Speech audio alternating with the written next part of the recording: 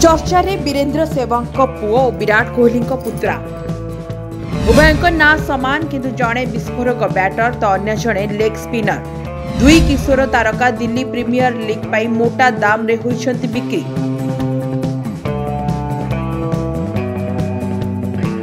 पूर्वतन भारतीय विस्फोरक बैटर वीरेंद्र सेहवाग का बड़ पुओ और किंबदंती क्रिकेटर विराट कोहली पुतुरा एवं देशर क्रिकेट कॉरिडोर नुआ चर्चा सृष्टि करिसंती।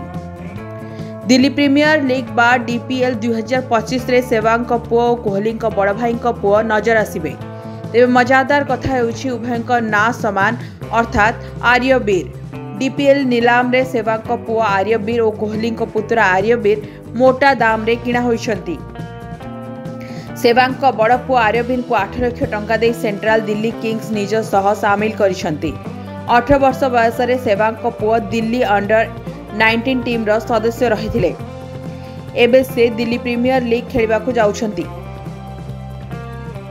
सेहीपरि विराट कोहली पुतुरा आर्यवीर को डीपीएल 2024 संस्करण रनर्स अप दक्षिण दिल्ली सुपरस्टार 1 लाख टंका रे किणिछि।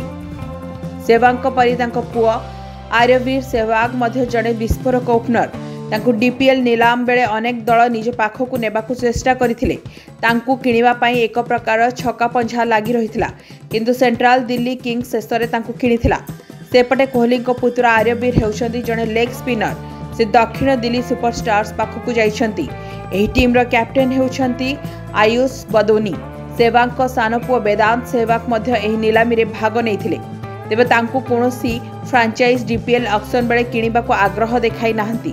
वेदांत जने ऑफ स्पिनर। अन्य पक्षरे द्रुत बोलर सिमरजीत सिंह डीपीएल 2025 सबुठारु दामी खेलाड़ी बनिछंती। तांको सेंट्रल दिल्ली किंग्स 39 लाख टंका रे किनिछि। सिमरजीत पछकु रहस्यमय स्पिनर दिग्वेश सिंह राठी रहिछंती। तांको दक्षिण दिल्ली सुपरस्टार्स 38 लाख टंका रे निज सह सामिल करिछि। Bureau reports rising Odisha.